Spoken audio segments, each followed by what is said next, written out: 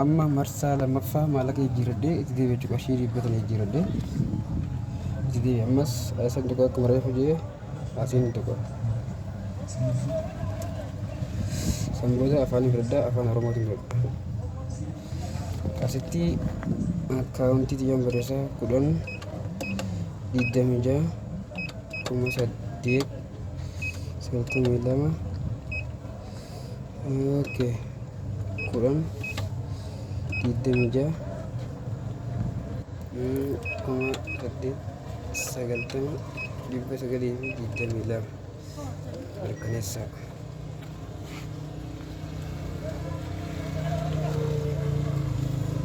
Oke, akkana jira.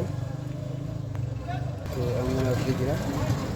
Sanbooda OTP 42 92 oke 42 kudula mirkaneessa yaa.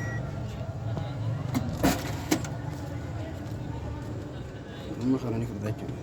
Sanbooda itti fufiin jaan.